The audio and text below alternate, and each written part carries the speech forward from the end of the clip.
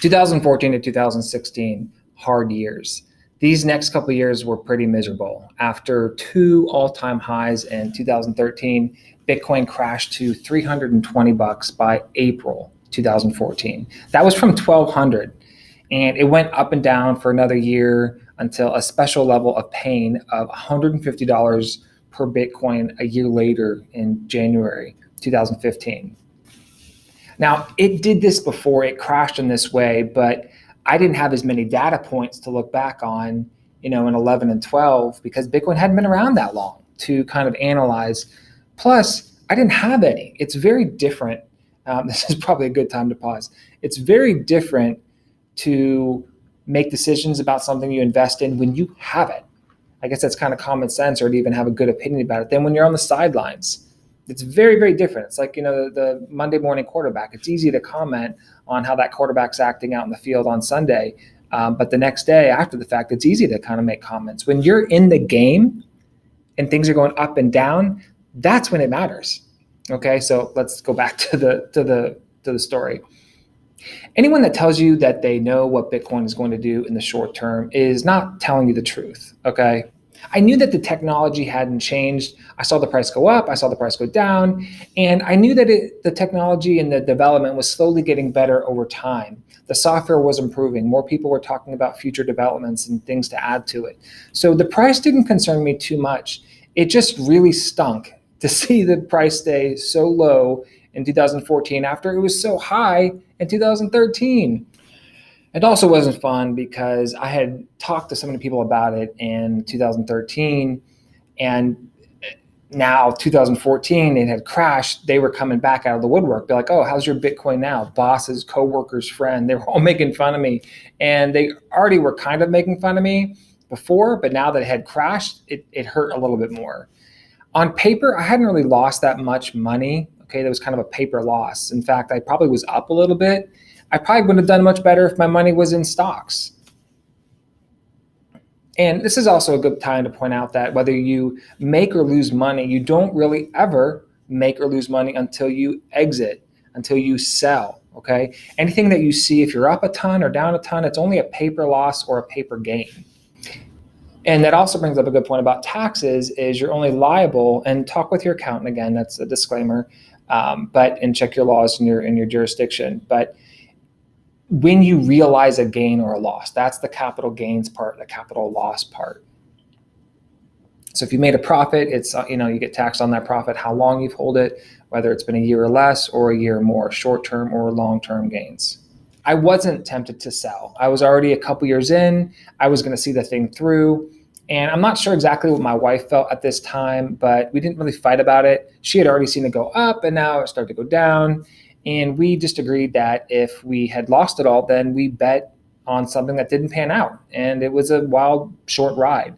We signed up for that. I told her it was one of the possible scenarios of things crashing and going kaput. I wasn't only just still convinced, I wanted to buy more. I really wanted to buy more. I thought that because I had already believed in it, I still did, that I wanted to get more while it was down. And so we did. It was a little bit of a harder sell to my wife, but because she saw it go up so much and I really sold her on the future, she agreed. And so over the course of that next year, the course of all 2014, when it just went down, it seemed like, I bought more through something called dollar cost averaging on Coinbase, where I used recurring purchases and purchased at the same time every month, regardless of the price. And by doing that, I was able to spend about $5,000, and I got 11 more Bitcoin through that way. So it was about $427 was my buy-in price when it came to taxes and fees, or I should say the fees on top of it. Back in 2013, I would check the price constantly because it just wouldn't quit. It seemed to only ever go up. But by 2014 and on, I stopped checking the price as much because I was really obsessed. I reached a point where I'd be looking several times an hour, and that lasted a long time, probably a couple years. It affected my home life, my work life. I had trouble sleeping at times. I had trouble concentrating at work.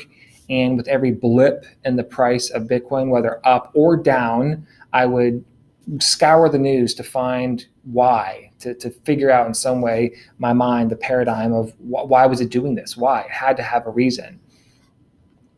I was still convinced that Bitcoin was going to go back up, but this waiting period felt like forever. Nothing had really changed with Bitcoin. Nothing changed at its core, at the technological level. Nothing had broken. Some exchanges had come and gone. Some were starting up. Some people were investigated. Some exchanges and businesses were investigated. Some people were whisked away to jail. But Bitcoin was still useful. It was still carrying on, and it had tremendous value, in my opinion, and a lot of others as well. It was still hard to talk to people about it because it was hard to talk about. It's just hard to explain. And I didn't have as much time back then of explaining it. And not only did people have a hard time wrapping their head around it, they saw the price go up, me be so excited, and then the price crash, and it just kind of validated what they thought about it. This is a good time to point out that there will come a time when you probably will be obsessed with Bitcoin if you get in and you see it do these swings. And you'll be obsessed about the price and checking it all the time. It's going to happen.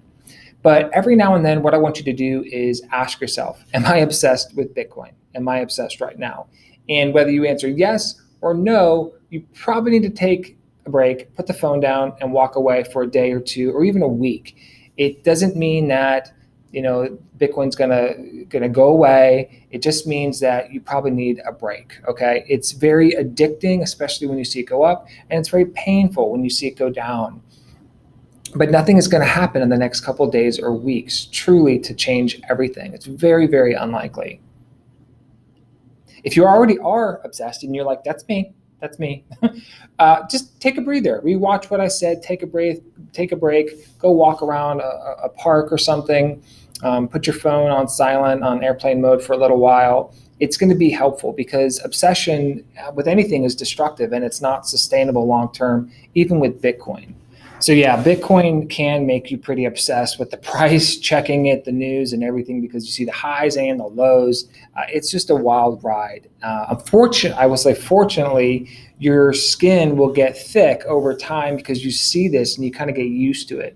You go from what some people call having weak hands, where you see the price go up and down and you respond to that, to having what they call diamond hands now, which is pretty funny, and you just don't shake. Your conviction in Bitcoin is so strong that you're like, I'm hodling, I'm holding, I'm never going to let go.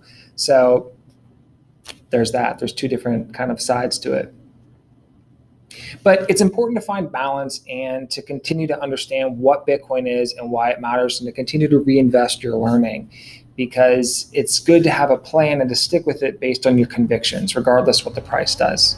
So that was 2014, really not even to 16, all the way to the end of 16 up to 2017. And this next section, 2017 to 2018, did I become a millionaire or no?